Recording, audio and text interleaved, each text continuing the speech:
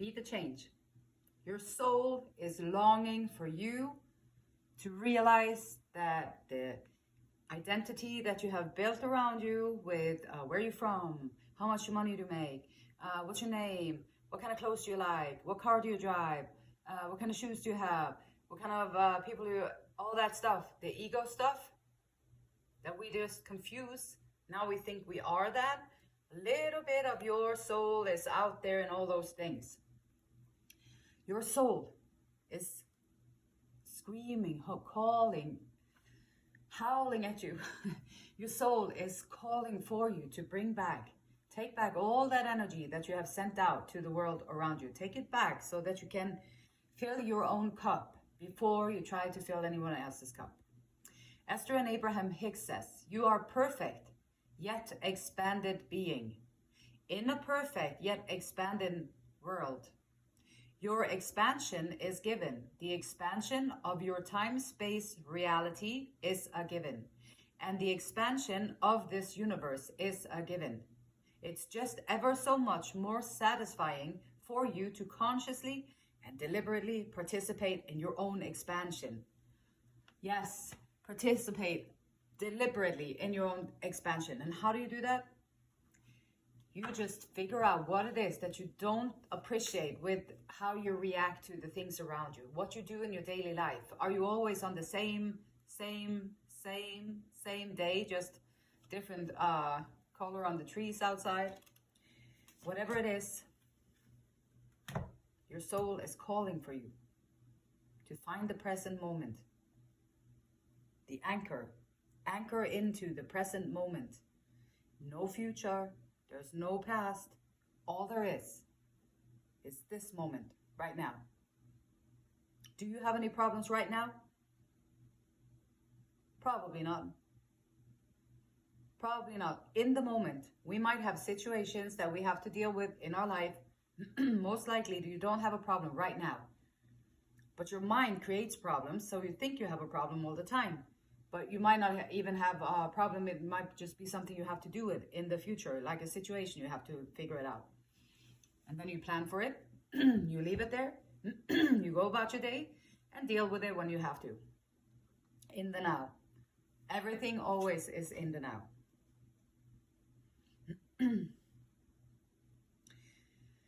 Imagine that your heart, your feelings, your appreciation, the gratitude, the compassion. Imagine that your heart opens a little more every time you breathe out. Every time you breathe out, your heart opens a little more. It is easier for you to receive your dream with an open heart. So, being a co-creator, participating in your own expansion, opening up that heart, opening up those feelings of gratitude and compassion. These are like the highways to manifestations of dreams. So if you can tap into all those good emotions, you're already halfway to achieving the dream that you are so longing for in your soul. Not in the ego. Well, the ego too, probably.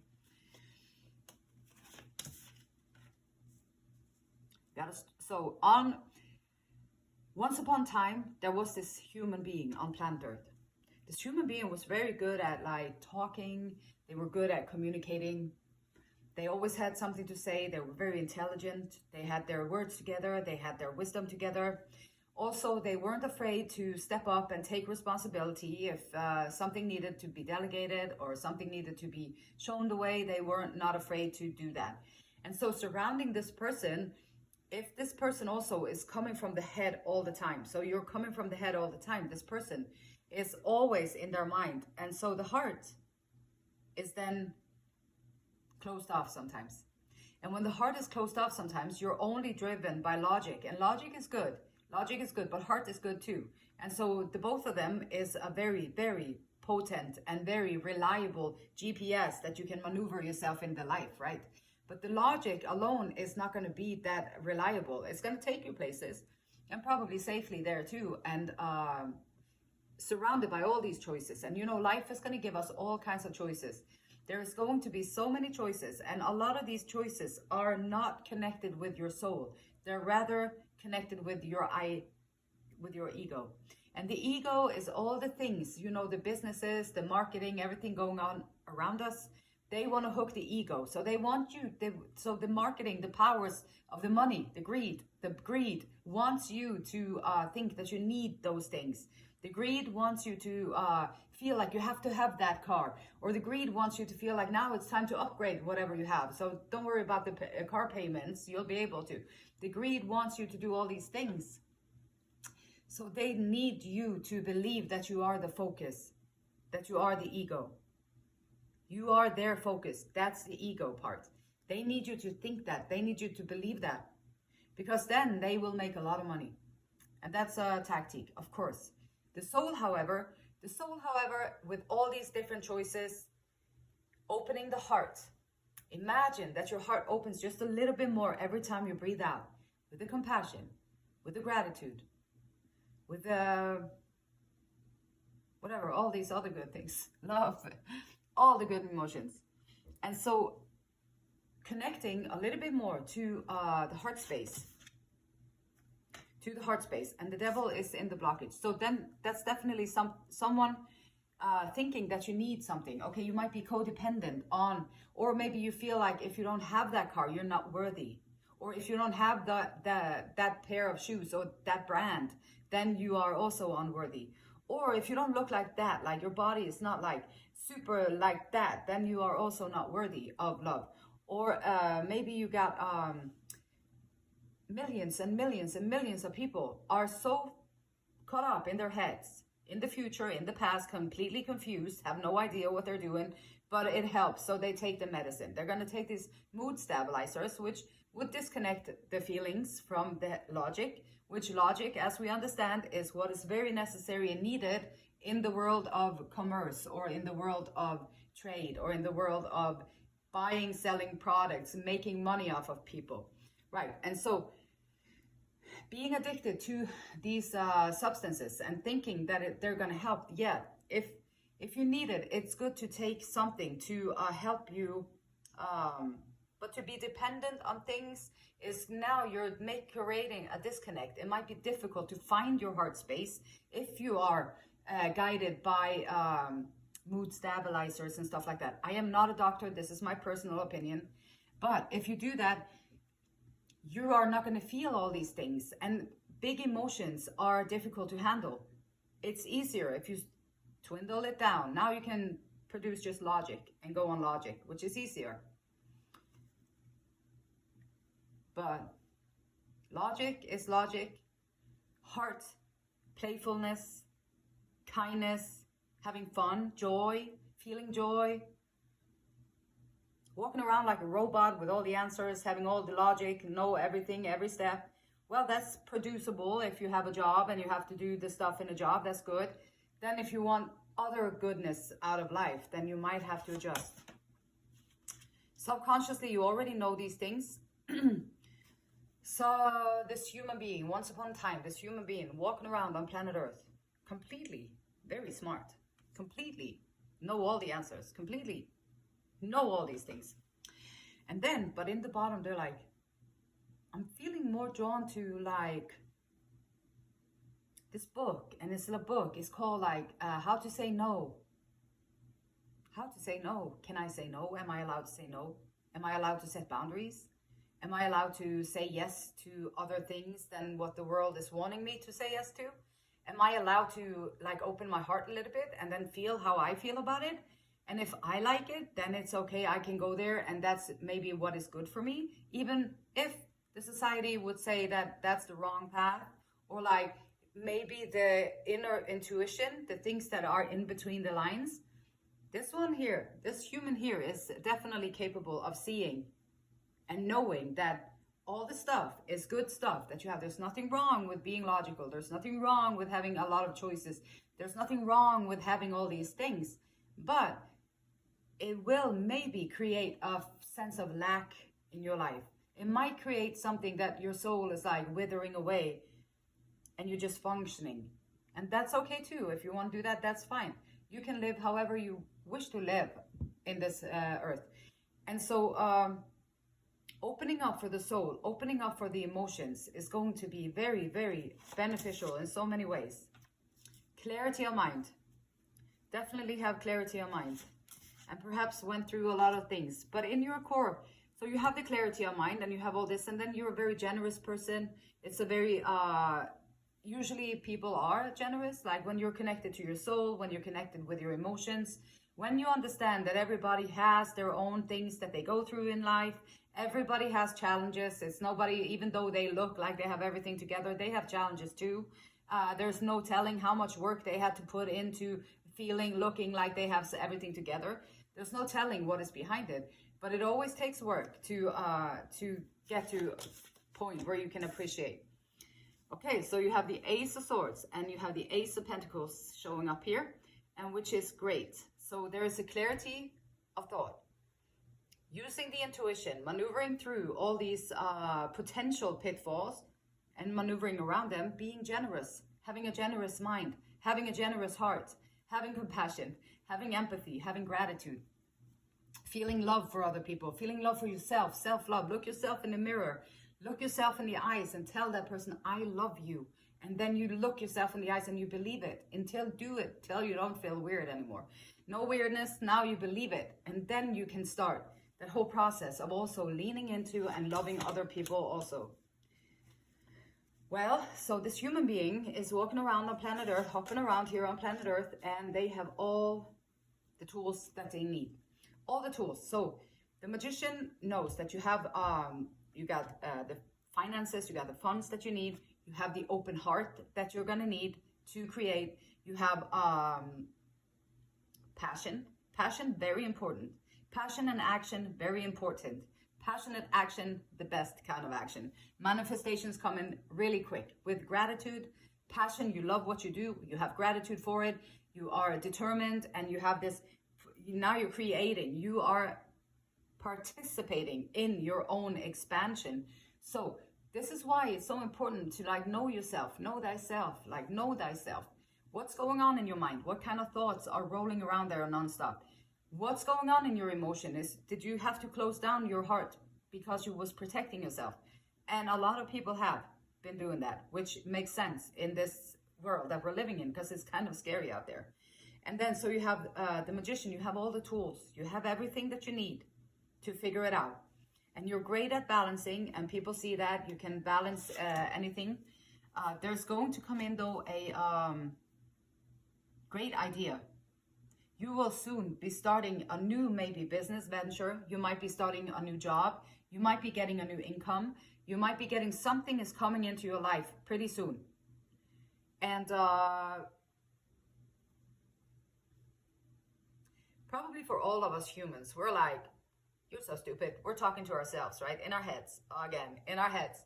So talking to ourselves. And I know a lot of people are not being their best friends at all. Like they will maybe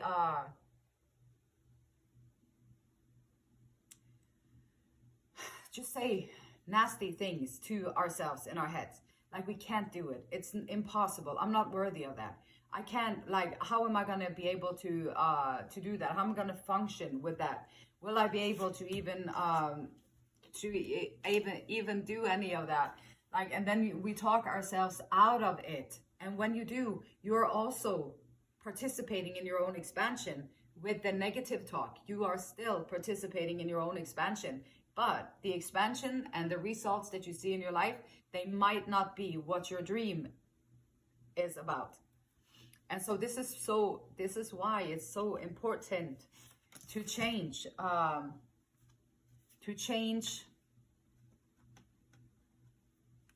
It's so important to change the self-talk. The self-talk is so important because you are going to co-create anyway. You are going to co-create, and with self-hatred, negative self-talk, and all that stuff, you are going to create something that you do not want. I am conscious. So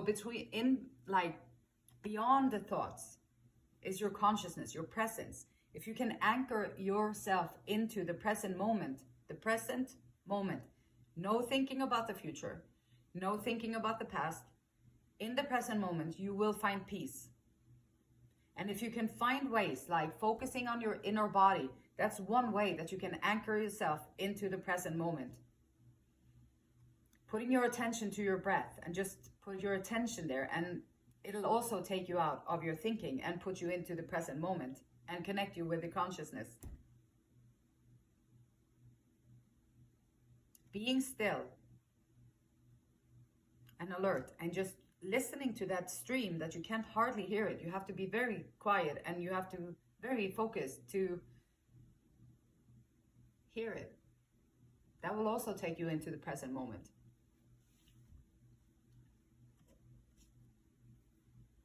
And so heartbreaks. I don't think you can live on planet Earth without heartbreaks. I think it's a way for our hearts to break so that we can open them up again. And when we open them up again, we can open them up again fully, even more than before. Because you learned some things in the heartbreak, if you learned from it. Otherwise, you're going to have another heartbreak that is going to look very similar to the first heartbreak. And until you deal with the first heartbreak, you won't be able to, you're going to recreate it until you deal with it. So I surrender the struggle of my ego. I surrender the struggle of my ego. And conditioning. Ego and conditioning. The marketing people trying to hook you, they're fishing for your tags, your ID tags, so that you will feel like you need their product. And so surrender what you're aware of. You can change it. Now you can just let it go. You can just let it be. Allowing guidance and knowledge to raise my consciousness. Listen to that intuition. Sometimes the intuition can seem so really far out, especially if you're always driven by your logic. If you're always driven by logic, then intuition might feel like it's, I don't know, it might feel very uncomfortable at first. And also like weird, like logic, intuition. It's not logical at all. No, it's not. Both are very great. Opening the heart, like even if it's been full of heartaches and heartbreaks. Raise your consciousness. Be aware of what's going on around you. Be aware of yourself. Like be conscious in your shoes, like in your feet, like in your torso, in your arms, in your head. Feel yourself, like be conscious. Knowing that I am enough, because you are enough. You don't have to do you don't have to do anything. You are still enough. You always are enough. You can overdo everything and you are still going to be enough. Just tired. And if you don't do nothing, then you're going to still be enough, but you might be bored. If you do just little bits, what you have to, someone told you, you're going to be enough. But you might be resentful because now you're going to have to do all that stuff. And now you're going to be the martyr or the victim. Oh my God. And so there's all these things, but doesn't matter who, where, what you do. You are always enough. I allow the unfolding of my inner magnificence and beauty. I practice stillness and emptiness, surrendering to higher consciousness in and around me.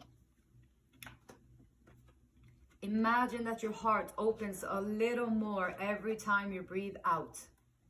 It's easier for you to receive your dream with an open heart. Even a wounded heart, a broken heart. If you have a broken heart, I send so much love to you. So many prayers for healing and compassion and empathy. And on that note, I have a little side note.